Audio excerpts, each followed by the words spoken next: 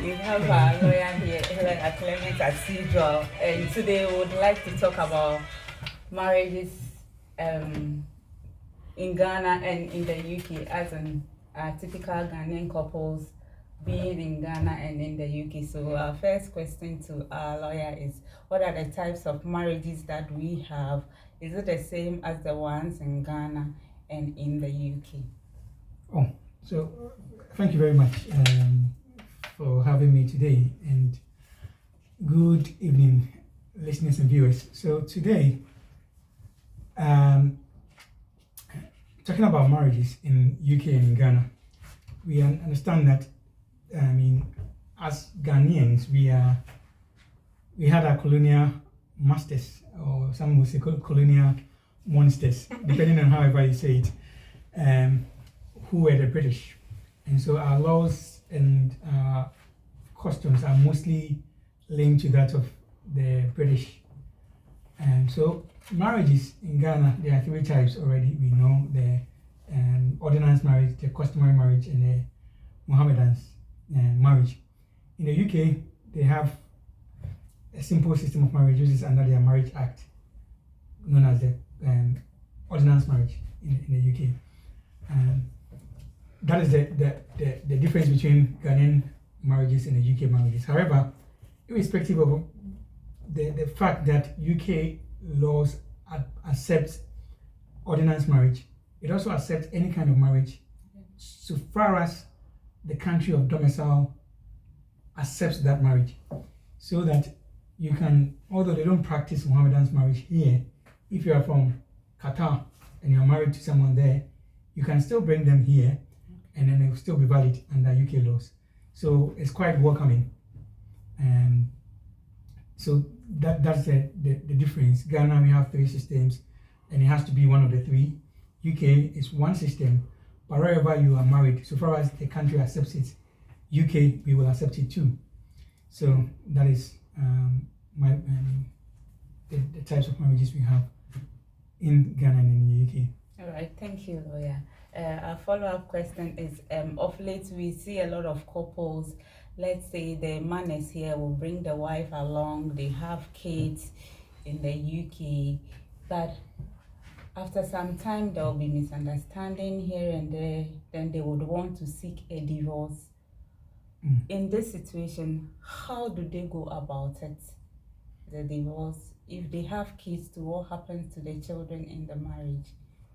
Okay, thank you for this question. So, normally people who gets married will always say, "To that do us part," but it's never so.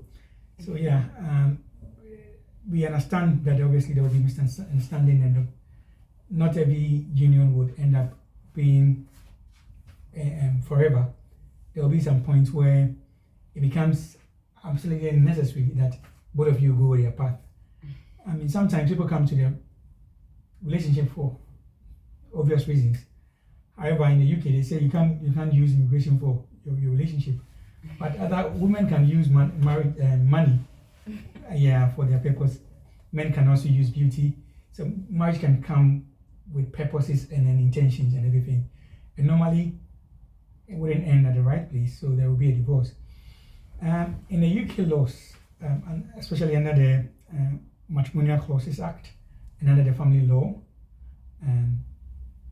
you realize that there are two key things when it comes to divorces. If you got married in any country apart from the UK or outside the UK, you can still divorce in the country so far as both of you are domiciled. Let me come in again. Okay. If they marry in Ghana and they are both in the UK and they want to divorce, they can divorce in the UK. Yeah. You don't have to go back to They Ghana. don't have to go back to Ghana. Okay. Thank you. You can divorce in the UK so far as both of you are domiciled in the UK. The domicile is a very strong word. It's much more of the intention rather than the form. So if you are domiciled in the country, normally if you live here or you perceive to have UK as a permanent home, then it is your domicile country. Yeah. So you can divorce here. And it's normally easier to divorce here, but it's quicker to divorce in Ghana, depending on how you take it. But it would be very good if you divorce here, so that, you know, if especially you want to make this country your domicile country, it's very good to divorce it. So it doesn't affect anything. Because normally if you divorce in Ghana and you bring it here, it can be invalid. It can be invalidated based on one or two things. But maybe you go there once we're talking about it. Okay. Yeah. So yeah, I think that's what I'll say for now. You go there. All right. Okay. So if the couple have kids and they are minors under 18 years, what happens to the children? The man will say, okay, I'm keeping the children. The woman says they are mine. You have right to visit them at this time, at this you give support, children support or child support to them and stuff. So if a couple wants to seek for a divorce and they have kids who are minors, what are they supposed to do? What's the process that they have to go through? Okay. In terms of custody of the children and stuff. Yeah, the custody of, so great. That's a very good question. Obviously, if you have children, then that's it. I mean, one of the key things that we do when it comes to family law, we talk about marriages, we talk about divorce, we talk about children proceedings, then we talk about financial, orders that and financial proceedings. So that is very good. You ask that question. That yes, if the marriage is not going well and then you feel that you can't live eternal life with your partner, the best thing is to leave. I mean, there's no two ways about it, especially if there's physical abuse. There's no point staying there. You have to leave, but obviously seek advice based on your immigration circumstances and other circumstances. Once you leave, especially if there are children, what happens to the children? That's a good question. So, because nobody is designed to have access to the children, and there are two parties who are divorced. The parties have the right to have their own arrangements in place, where they would say, okay, you know what, I'll take children Monday to Thursday, you take them Thursday too. Then we can switch the following week. But normally, divorce that don't end up being unhealthy, someone will say, or a very bad divorce. Everyone wants to show the cratchy powers. Okay, so what happens is that, I mean, especially if I know you're working on Monday to Friday, I want to punish you and stuff like that. So these are matters that will go to the court, and the court will determine what will happen. Normally, if children are very young, 5 and below, 6 and below, normally women are deemed to be people who can really take care of them, and obviously the men would have access to the children if in any case, but it depends on the proceedings and who would have access to them and who would need access to them, and it comes with the conditions, because if you are taking care of a child for a long time, someone have to give something to support the marriage and everything. I mean the stifling, the kiss and everything. So child maintenance and things like that will come in. But most of the times these are resolved by two parties. If it can be resolved, it goes to court. The reason why family law proceedings are very difficult is that, especially the Ghanaian society, the people we are talking for, it is very, you don't see it coming. It's like death. Nobody prepares for it. Yeah. But most people, wise and other people, would prepare for it and say, okay, this is what I want to do when I die and stuff like that. Yeah. But we don't prepare for it. So once it happens to you, then you come to a lawyer, then you realize that it's very costly. Because with everything, it has to go to the court. If the lady is not agreeing, it has to go to the court. If the man is not agreeing, it has to go to the court. And normally a lawyer will follow you to the court, and then they will charge you. So apart from the divorce proceedings that are going on, okay, let's put it in our heads. Apart from the divorce proceedings that are going on, there is another underlying proceedings that are the children proceedings. Okay, that will also go under if you have children. If you don't, then hopefully you'll be lucky, but there might be another condition. But wait for you to ask your question, then we can answer. Okay, so where do they start this proceedings, the divorce, if they want to divorce? Where do they start from? The Okay. starting point. What should they do? Seek a lawyer, or what should they do? There should be a mutual consent between the couple, or what?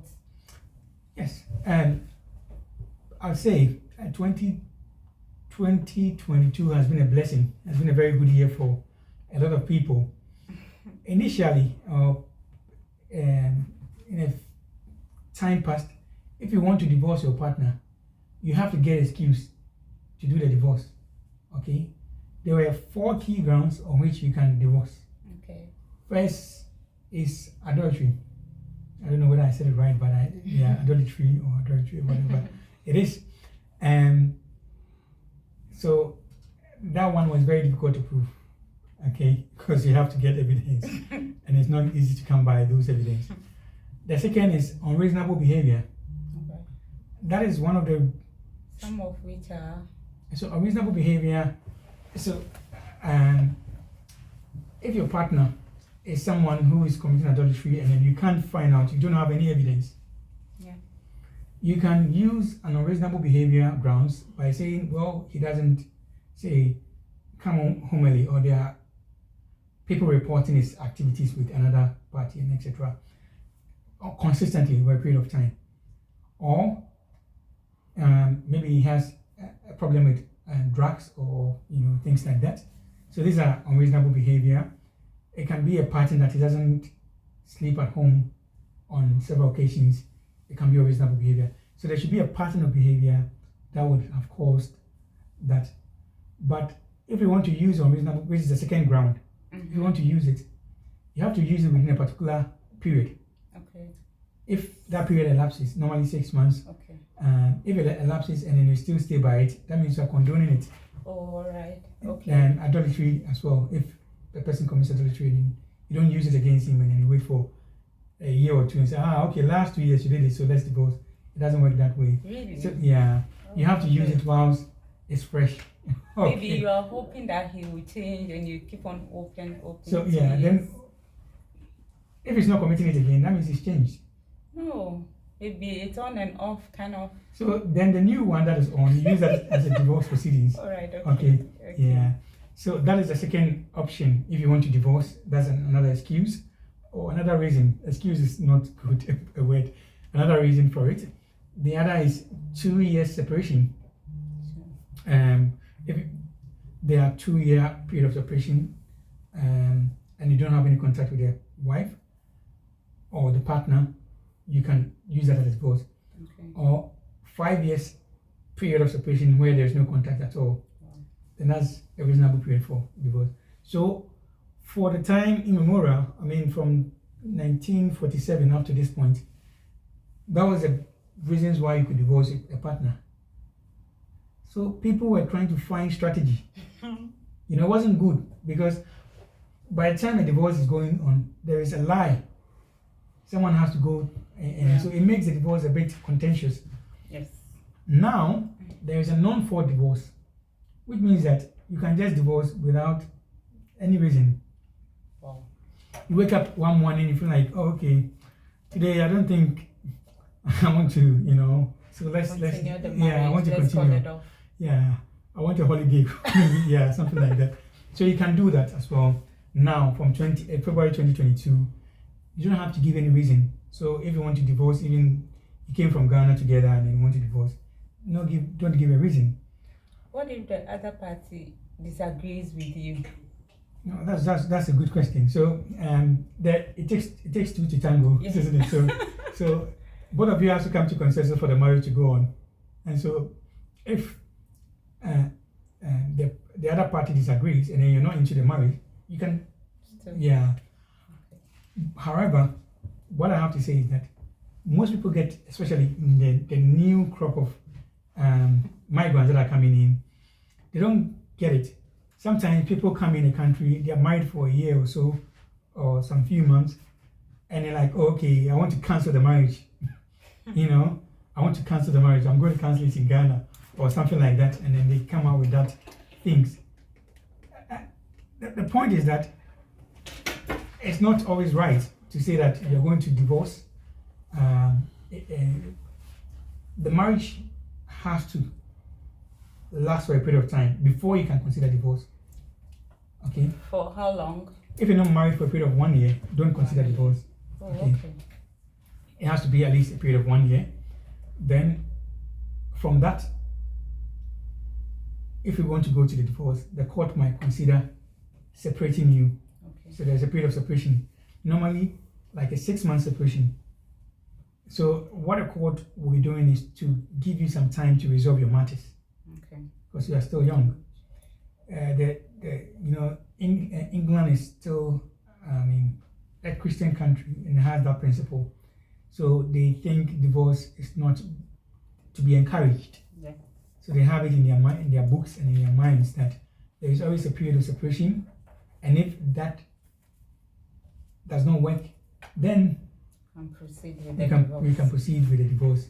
So then you have to agree that the marriage has gone beyond, reconciliation. Okay. And even with that, once there's a period of separation, and then you can, if you've married for more than 2 years or more, you don't need that period of separation. You can still go ahead and say, you have to go, because at least you've lived together for a reasonable time. So for that, you can go in straight to the divorce. But in the minds of the British people, the British Parliament and government, they still want to convince you to stay. Okay, so when you file for divorce, you can go online and file. It's not a complex process, but I'll do well to add a link so that our viewers would know. Okay. In case maybe you watch this and you want to, you can But still we are do not that. encouraging them to divorce. Okay, maybe you might not want to, but depending on your situation, but you still have to see a legal representative to see the pros and cons. It's very necessary. Maybe we come to that. Okay, so you file for divorce. You go to, I think there's a form online. I'll link it on the website. You go there and then you file, and then you have to put your partner's address. You can still live in the same address whilst you're filing for the divorce. It doesn't matter. You put your Do partner's you have address. to inform your partner before you do that? You can. I mean, if there's a divorce, the partner would know. There will be a trigger point to say that this is it. But there's no it's not mandatory for you to do that. So all you need to do is get his email address and his telephone number, put it online, and send them. To save him from breaking hearts and other things, you can still warn him before it goes that way. But there's no period of notification before you file the divorce. So once it's filed, there is a response from the other party to say, okay, fine, I'm admitting, I'm acknowledging it. Once it's acknowledged, the partner can seek reconciliation from you. Sorry, not you, but the other party. Yes. The partner can seek reconciliation from the other party. Then, if it's not working, it can go. They've made it a point that there should be a big period of time, 6 months. Nothing will happen. You can't go to court. You can't do anything. Just 6 months. You're hoping that the 6 months, something will happen. And if nothing happens, and you really, really want to divorce, then you can file for, the court will bring something we call a decree, nisi or nisi. Those who want to call Jehovah Nisi, decree nisi. So there is, will give the notice that yes, the proceedings is coming to an end. Everyone accepts that yes, there's a conditional order for divorce. Once that is done, then the court will give another set of weeks. Then if you still don't think that okay, you can still go, then the divorce can happen. So in all, it takes about 7 months. You can't do anything about it. Even if you want to quickly divorce, and go on to the next episode of your life. the next episode. It doesn't happen. It's quite strict, but it's necessary. Once it's done, everyone knows that it's formal. Everyone knows that all the parties are informed, and so there's no qualms. If you do it in Ghana or any other country apart from UK, it can be scrutinized. The marriage can be void, okay, or at least it's voidable because some of the conditions could not be met, especially notification. In UK, all you need to show is that you send it to his address, which can be done online, okay, his phone number and his test. Ghana, postal service don't work. Telephone number is sometimes, so the service itself is a problem. So do you have to attach your marriage certificate to the application what you are filing for the divorce? 100%. Yes. Yeah. So that there cannot be any divorce or the proceedings of divorce without marriage certificate. Yeah. Yeah. Okay. Which is why marriage, other than proceedings, we didn't start with it. Forgive me. All right. I'll come to marriage. There are two types of marriages in the UK. When I talked about it, that the UK acknowledges. Okay, one is marriage by proceedings, Okay. and then marriage other than by proceedings. Okay. Okay, so you asked a question that do you have to attach your marriage certificate? Yes. If you don't attach your marriage certificate, they wouldn't know you were married, so they can't be divorced. In the same way, I told you Ghana there are three types of marriage: customary, ordinance, and then Mohammedans. Customary marriage, it is Ghana. We don't like writing. None of the cultures like writing. We use our mouth and then snap and wine, and that's a traditional. That's a traditional marriage. That's a customary marriage. It's acceptable. It's acceptable in the UK. But that one you don't have a certificate to show. Yes, you can go to the assembly and get a certificate. Yeah, but there are some people that also they do the traditional one, and that's all. They don't get the. That is the marriage other than my proceedings. Okay. That's what we come to. So if you get married, okay, and then exchange of gifts and then duties and diaries and everything, that is done. Once you come to the UK, you should formalize that by putting it on paper. Okay. So you go to your council, do a statutory declaration, and I say council, Ghana we call it assembly. Your district assembly, a statutory declaration, and they can issue a marriage certificate for you. Then you can in Ghana. That's in Ghana. Okay. Then you can use that marriage certificate to start the proceedings of your divorce. Okay. So that is how the system works. So if your marriage was by proceedings, which is a marriage by court, okay, yeah, then that marriage is easier because it's the papers are there and stuff like that. Any marriage other than that is cultural, customs, religious, or any other thing, especially the Indians and other cultures, becomes marriage other than by proceedings, and then the divorce has a technicality to it, which I hope you come to that. But I think we didn't start with it, so maybe next time we can streamline our. All right. Yeah. So we were with divorces, and then we were with the question of how it can be done. So once you send the relevant documentations to them, they accept it. It goes to them within 6 months. There's a decree in NISA pronounced. Both parties would have it. Then after 3 weeks or so, there will be the decree absolute. Then you can finally go. However, that is if you were just married, nothing happened, there wasn't any children, you didn't buy any properties together, there wasn't anything like that. Okay. However, if you were married, especially for a long period of time, where there are some things together, properties or some sacrifices that were made and etc., then there is something called financial proceedings or financial conditions that you have to put in place. Yeah. What you have to do, especially the property sharing and things like that, when you apply for the marriage, when you apply for the divorce, make sure you start preparing your financial proceedings. Okay? Yeah. If there is a joint account, if there is anything like that, you can properties in Ghana, acquired in Ghana, everywhere. Anything that is acquired whilst both of you are together. Yeah. Okay. Wherever it is, Bahamas, apart from heaven, anything is allowed. Yeah, it can be shared between the two parties. if there are children involved, normally the woman gets much more than the man. Maybe next week I'll talk to Omega about it. Okay. I see a lot of men when they go to divorce proceedings and they are doing a financial orders. A man can think that, okay, I bought a property, I bought it with my money, okay, for maybe £200,000. My wife didn't do anything, but during the proceedings, they are saying that the wife is entitled to 60% of it. And then, sometimes the husband was like, okay, quarter, they'll give her 30, they'll give me 70 because it's my, yeah. But it doesn't work that way. Sometimes they can even get 70, 80, okay?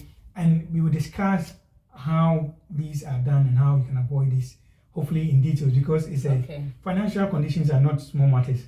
Yeah. So I think maybe if the program organizers would have the time, we can discuss children proceedings, and it's because it's a big thing. All right.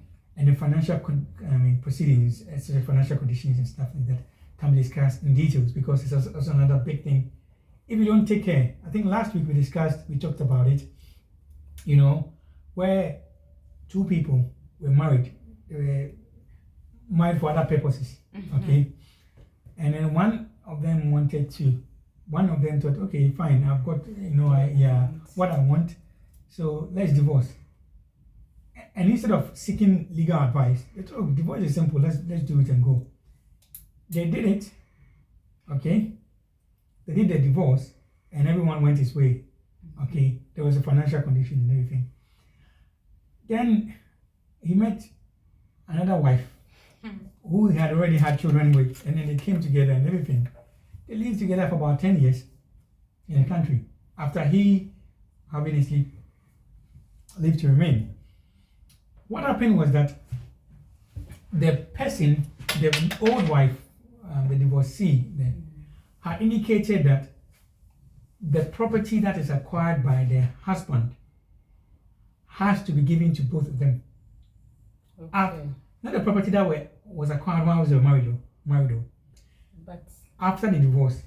okay. Okay. Okay. Because there's something called clean break consent order. Wow. Clean break consent order. CBCO. Okay. Clean break consent order, it is an order from the court that is saying that, okay, both parties to the marriage, we are divorced. However, whatever happens to you in the future, I don't care. Even if you win adultery, I don't care. Whatever happens to me in the future. So you are breaking your financial ties. Everything.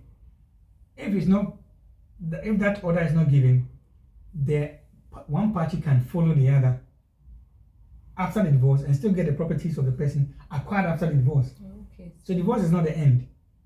That's why it's necessary.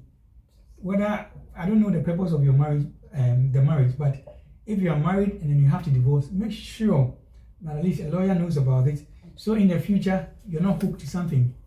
There are a few cases, but I wouldn't want to go into. One of them was a widow, married in Ghana, married here for one other his own purpose.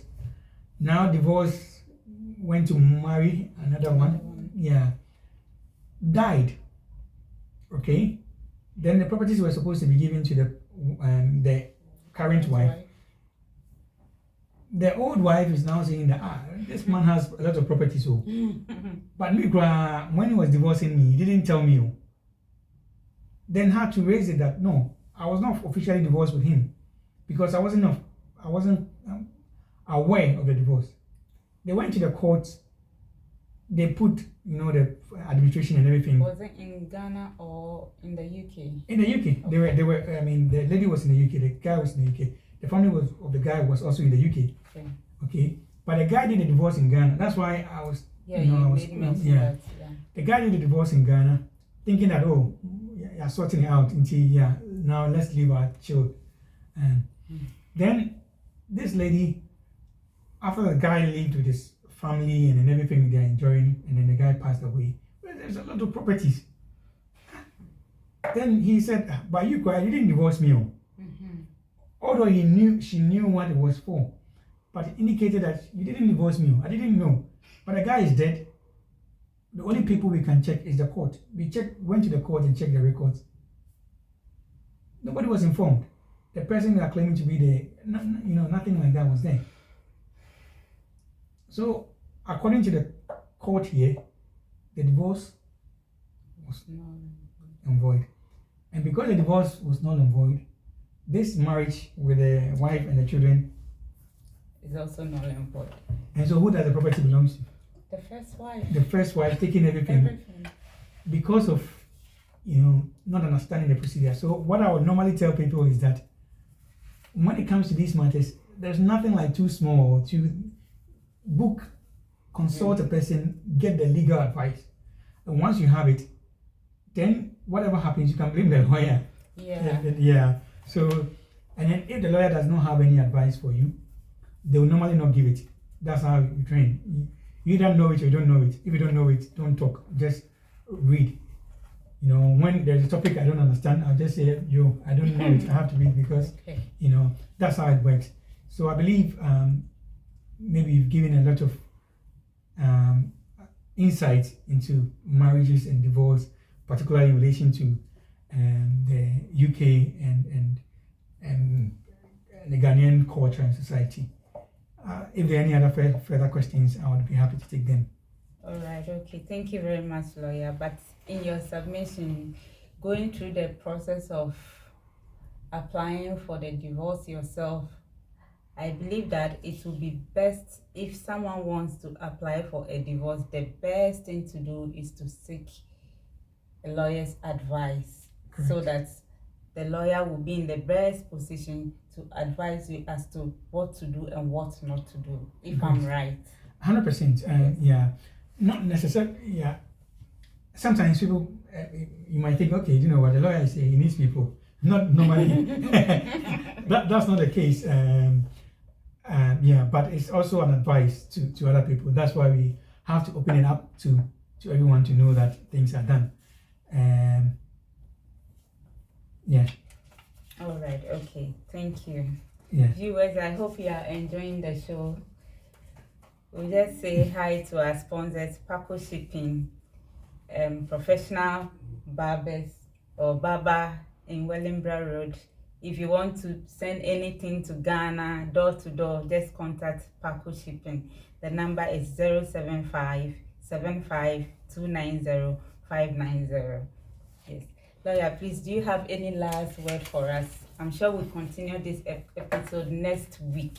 We'll talk about the financial proceedings and divorce and then the kids, because it's a lengthy area, so we need more time to talk about that. But for now, any advice for the young couples coming, people who are already in marriages? Because I also learned a lot that in the UK, you bring your wife or your spouse here, and when they see the UK pounds, they decide to, especially the women, they decide to divorce you and go for council house and homes and stuff. Then the men are handicapped, they don't know what to do. So what's your advice to us, the Ghanaian community living in the UK, especially the married couples? What do you have for us? Well, thank you very much. I would say, let me before I say this, let me greet my brother Alex Wilson. Thank you very much. I think I had a discussion with you. Thank you very much for watching the show. Thank you. When it comes to these matters, okay, especially when you advise, you don't know who is listening. Yeah. Most people want to take advantage of advice. The thing is that the system in the UK favors the vulnerable, and in a marriage, most women are vulnerable. Yeah. And most of the times, it's a woman who will be in a position to care for the kids and stuff like that. So there's a lot of support for them, and so most women will take advantage of that. Yes. We would obviously teach them what are advantages if you are a single mother, what things that you can get or acquire from the council, your rights and responsibilities and everything. That's not the basis of which you can divorce. If you want to base on that and divorce, that's fine. The other people, especially the skilled workers who are already in the country, if you want to, there is a difficulty. Normally, cultural shock can really affect relationship. Yeah. People in Ghana, when they're living as a couple in Ghana, and you come here, sometimes, women in Ghana, they just stay home, just chill. But here, you have to wear the boots, and so it's not comfortable. And some people think that, no, that's not me.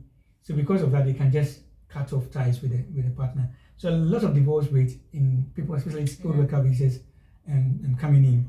If you want to do that, the advice is seek legal advice, and make sure that you are, you're on the right path. Sometimes people, the issues of pregnancy and how you can manage that one, and childbirth, and what are the advantages of, advantages or disadvantages you have if you have a child, particularly on a skilled worker visa or things like that. Hopefully we can discuss that one, and then we can come back to divorce proper when we talk about children proceedings and the financial aspect of things. I would also want to say next week there'll be a discussion on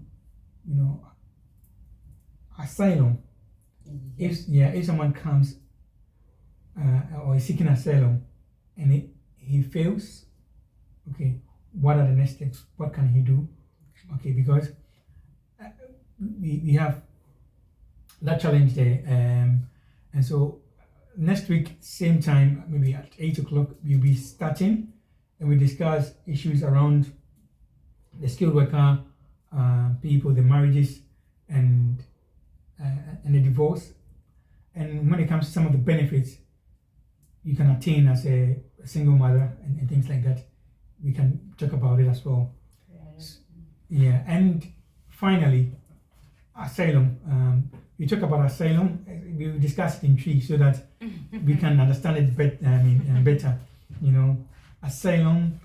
If you sought asylum and you failed, what is happening? Or if you want to seek asylum, what are the things you have to do or you have to know? Okay, I have had an increase in the number of people coming through, especially Heathrow, where they'll be stopped and they'll ask questions about their employers and everything, and they are so stressed up that they're like, okay, do you know what? I want to seek asylum. But there's nothing wrong with the employment. There's nothing wrong with anything. And it's okay. Everything is okay. But because they had a long flight and then they are panicking and everything, and some people tell them, hey, they do.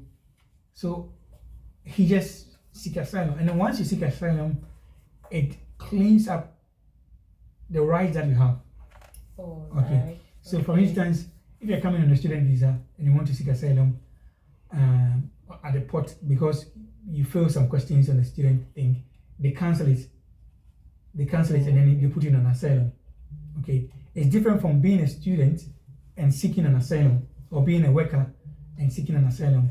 So these are two different things that we have to do. So when you're at the airport, we discuss everything you need to do and everything you need to know so that you wouldn't have any issues anymore.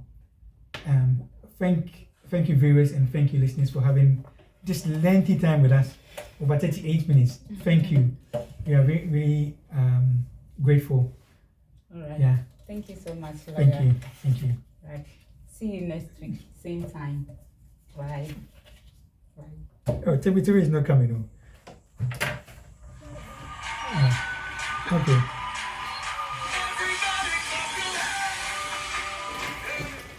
No.